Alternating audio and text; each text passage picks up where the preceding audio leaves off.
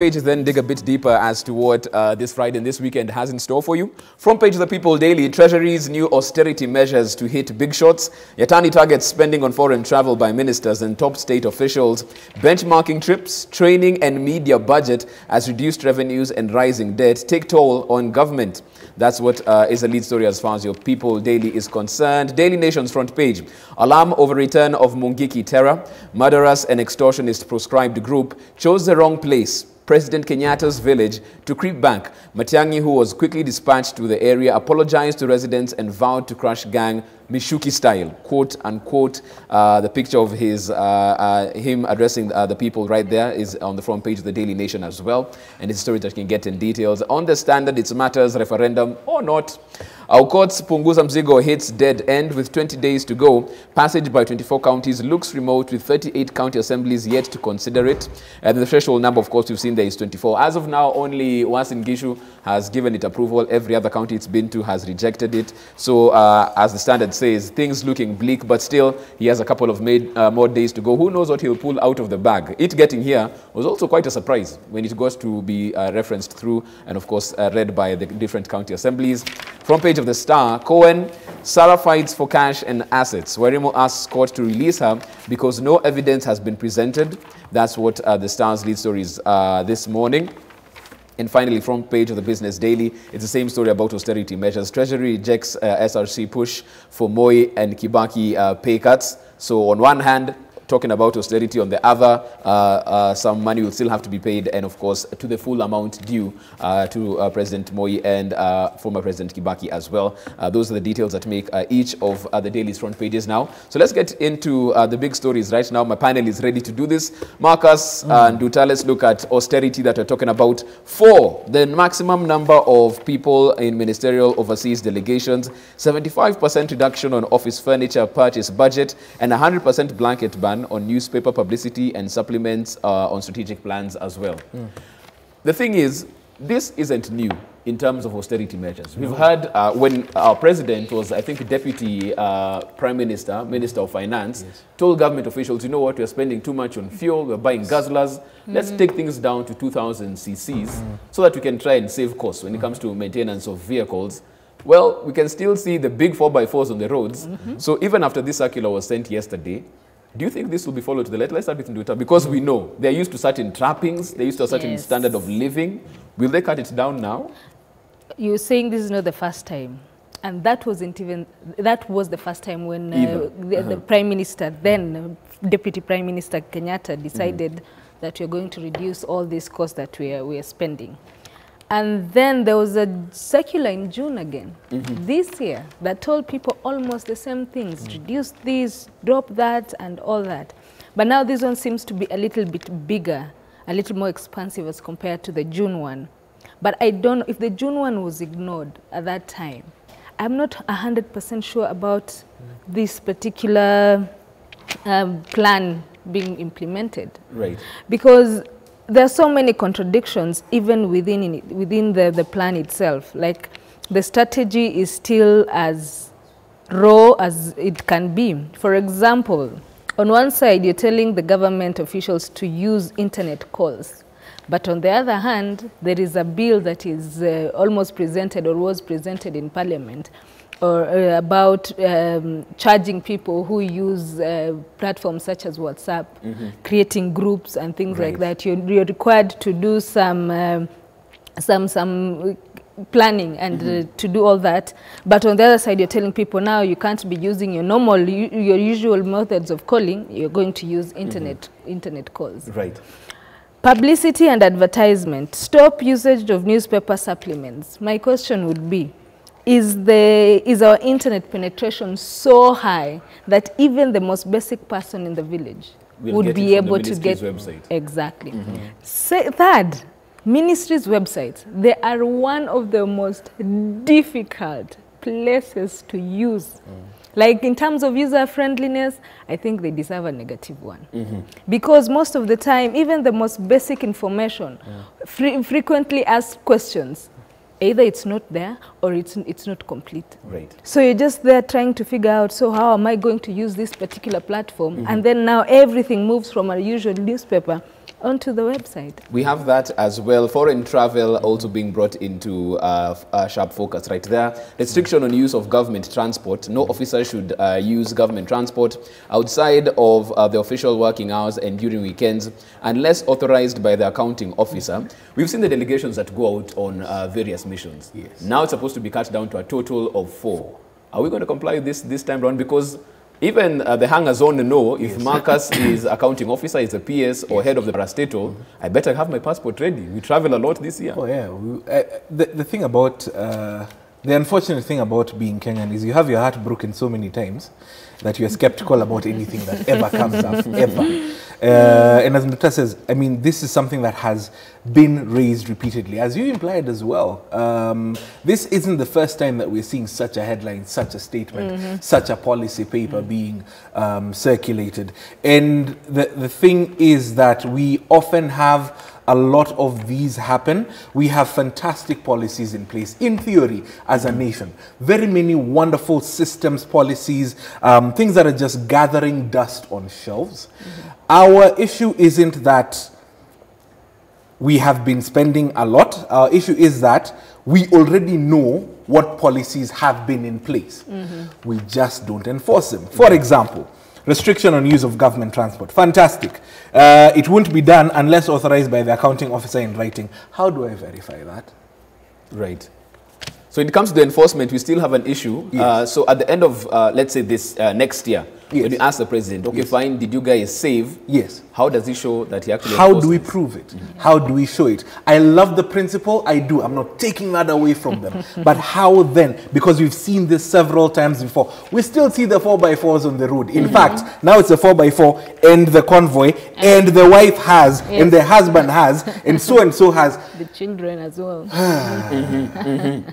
How do we enforce it? Make an example out of someone, Right. then people take it seriously. Right. Otherwise, we continue just playing games of, pata potea, duck and go and such. We will not go anywhere at all. And you've heard the president say, sasa mnataka nifanye nini? Yes. He's said that. Yes. You know. And then if I may point out, sorry, then if I may point out, and the annoying bit is, on the very same spread of the paper, Right. the opposite page, 17 million Kenyans are living in poverty. 17 million people. And one of the words used is hardcore or extreme poverty. Right. This is someone who is struggling to just make a meal out of their day. On the other hand, we are buying furniture. The hell is wrong with us? Right. So clearly priorities are an issue right there. And there's something I wanted to bring in on this austerity that's supposed to be enforced. We're putting in place austerity measures, but we are also not considering all the money that we have allegedly lost, allegedly disappeared. How are we trying to make sure that that money that everybody is saying, oh, it has disappeared somewhere? The Auditor General Office has come out with so many reports between, even let's just use 2019 only. We have lost so much money. How are we going to get that money back? Because we're trying to put a ball under a sieve instead of blocking the sieve. Am I making sense? Because now all the money still comes, it will disappear, and then we're trying to hold it somewhere. Yo kidogo too, but you need to also put measures in place to make sure that corruption is dealt with. There is no way money is seeping away. Because eventually, this is not even just affecting government only. It will affect even these 17 million Kenyans. Right, because that money is supposed to be used there. Marcus says that the only way this, not only in austerity, but also in corruption, the only way to deal with this is to have an example. Yes. But we've had cases of people going to court. We've had the DPP and the DCI dealing with all these people. But the cases go to court, and then that's it. We don't even know how long it will take for people to be convicted. Have we ever gotten a proper conviction of a corruption case? Right. You see, now you're trying to stop Kenyans from enjoying even the most basic of things, because you're not controlling the kinds of seepage that is happening within different government institutions. May I just add one? There's a curious thing that I saw there. Any purchase of furniture would be restricted to locally manufactured products. Where have we been getting products from? It should have been a no-brainer. And it was there since a long time ago, because even I remember when you were renovating Parliament and you were setting up the Senate, they said everything that should be in that should have been from local manufacturers. I mean, yet we are still importing. Well, like you said, it's austerity put in place, and let's see if this is not even the third time, but this will be the charm that's needed to get that expenditure in place. Let's quickly move to page 24, all about the spice and flavor of your day, because at times you look at government and you just feel you are tired. Well, you could play your part as well and effect the change in whichever social circle you're in, and that's what they're talking about here, the creatives footprint. Manuel Nduta just looking at initiatives spearheaded by Kenyan creatives for positive social impact. You've seen what they can do on stages and in different platforms, but what are they doing for society? There's different things they're talking about there. Lenga Ugaidi, Natalanta, Bank on Me. King Kaka recently walked from Nairobi all the way up to Nakuru. He was just saying, man, that thing, it took a toll on the boy child. It really did. Of course, Talanta Nakazi as well. Qatar Wembe, that's happening on that as well. Soko Bila Waste. So artists are looking how they can actually take the influence, take it out there. And now that you know who I am, let's help these people. Let's go and have an inmates visit in a prison. Let's get sanitary towels, because clearly the government isn't playing their part. What do you guys think of all of this that creators are now seeing? There's a gap here. Let me use the time I have and the fame I have to plug this hole. I think it's fantastic. It, as you said, speaks to the fact that there are gaps that aren't being filled at this particular moment by relevant government stakeholders. When you find people who are using their influence to create initiatives, something like Qatar Wembe and such, there are people who would otherwise be relying on the government. And again, going back to what we mentioned earlier on, policies are in place, systems are in place. Are we following them? If we were following them, the issue of FGM wouldn't be as prevalent as it still is. It wouldn't actually be making a resurgence that it is now. If we are looking at things like Bank on Me by King Kaka and such issues, a lot of artists have what you'd call their signature, campaign and move, and each one of them is aimed at getting people out of a desperate situation that there is. That really should not be the case when we had elections not too long ago to elect representatives on 5 different levels to sort these very things that these people now are stepping in to sort out. I applaud the artists.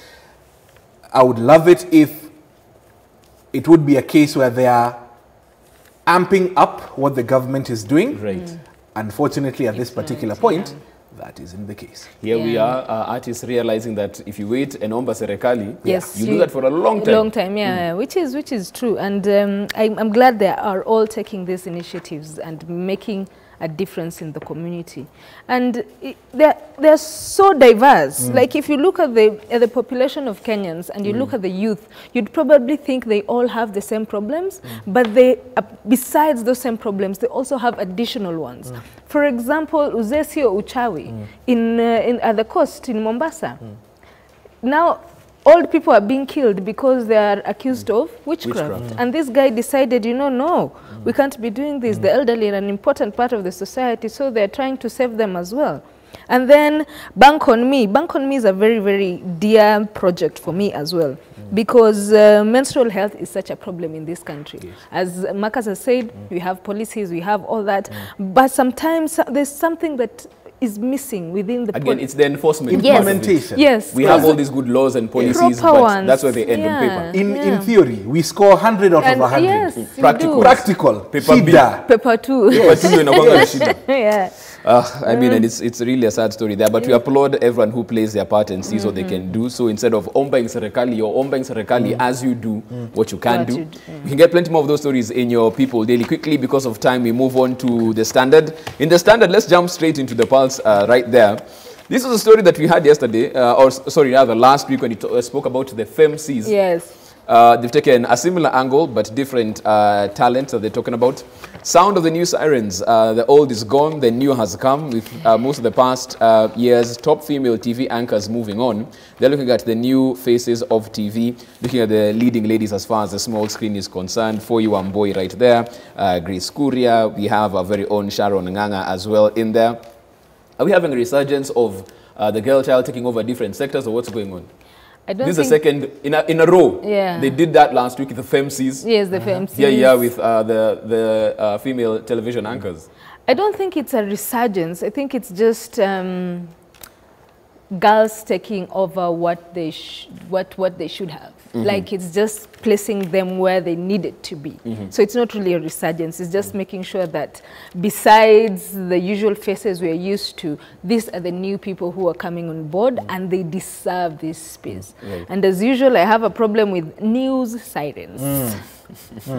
Yeah, because choice of words. Yeah, choice of words. It's as much as you're celebrating them, the language as well you use also matters. Because in one way you're elevating these women, and on the other side you're still reducing them. Yes, reducing them to a term that you know. Probably next week we talk about female photographers. Is that what you think you might see? Oh, I would love that. In fact, what I love about this conversation is, well, except the language, I was just about to corner, except the language. What I love about it is it's again bringing to the fore that talent isn't gender-based. Yes. That just because you're a man doesn't mean you're more skilled or gifted in one particular place, or because you're a woman you're less or more gifted in another place.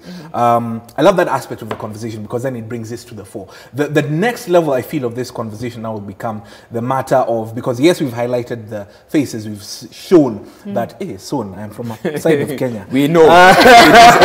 It is evident. We've shown that they have the capacity. The next bit of this conversation now then is, I feel, fine, we've recognized their talent, are we paying them for their talent? Yes. That's now the next bit of the conversation that we need to have. So yes.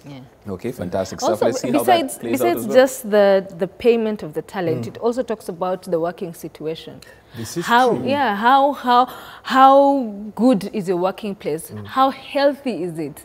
Because as much as I can be appearing on TV every day and say this and that, chances are that I'm just happy on screen. The moment I step off, all my world problems just tumble down on me. I can't get, I don't know, a chair. I can't get to see my child if I am a mother. I can't get to, if I need to go out of the office, I need to do, and I need to go an extra mile, which probably maybe a male colleague shouldn't have or wouldn't have to do. So it talks about the general aspect of it, the kinds of systems that we have in place to promote talent and to make sure that they are also able to enjoy their work, because that also matters. Right. So the working conditions also need to be looked into across boards. Yes, across board, yeah. Okay, so of course, that's a story that you can get, of course, in detail in your Pulse magazine. Also, and this is something we're talking about with Nduta before we went on, right before 6, and she was like, okay, fine, if Kiba is looking for another wife, he can come. There are very many Kenyan girls who are waiting. So apparently there's trouble in paradise between Kiba, Ali Kiba and his wife, of course, Amina Khalef. Apparently they parted ways. We actually covered that story on Interactive on the show. And she put an ultimatum. You either choose your family or me, because we are living in the same space. It's getting a bit too crowded. We don't have our me time. And I think that's the wrong question to ask a man. When you put family against yourself, you better start packing your bags in some instances, and that's what's happening right now. But also it talks about balance as well. I'm part of your family, so don't just ignore me, and then talk about issues as well. And then it's not really fair for people to just come and start accusing and making fun of somebody who has marital problems. It's really not fair. Artists you look for a way to get relevant. And you see Rostam saying that you're not man enough. He's just found a gap in the market. Yeah, I think so. And then, as we said the last time we were here, we always love scandals, and we love looking at people, celebrities especially, and saying, oh, he's human as well. I think that's the part of where you're like, okay, fine, I'm going through my own issues with my girlfriend, but it's better to see, because Marcus is on TV, let me talk about that one. It's cathartic for me. It just makes it feel a bit easier to deal with. Yeah, it does.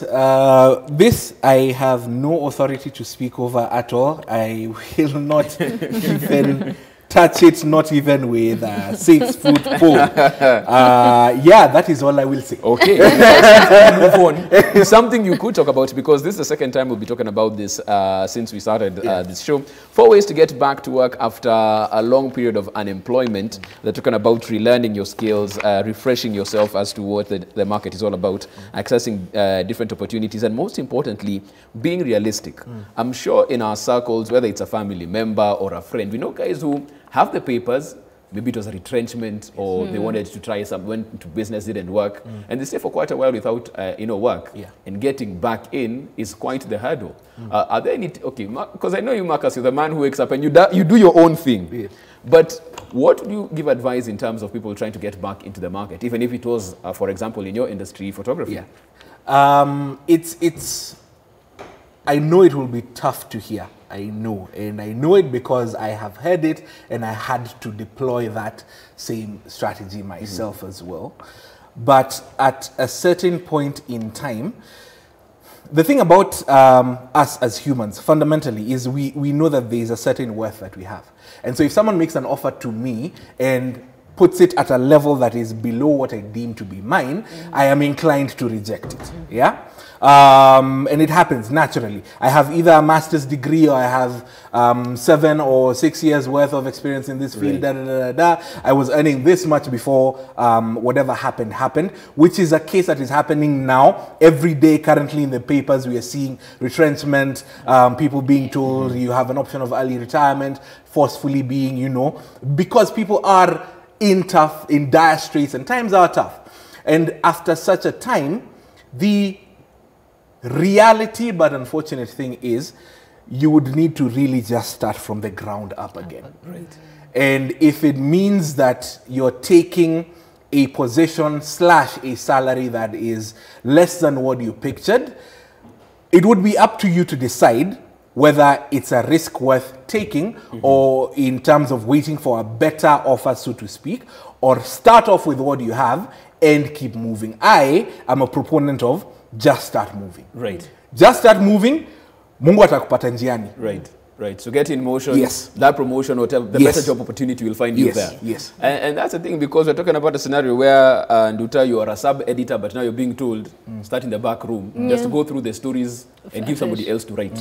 We'll see where we'll put you. Yeah. It happens. It's not a strange thing. And as Mark has said, sometimes you need to go to the bottom to get to top again, because sometimes pride is a thing, and it influences so much of what you do, and the thing of thinking about what will other people say. So you'd rather not earn anything, or don't go to that bottom position because you're thinking, what will Marcus think of me?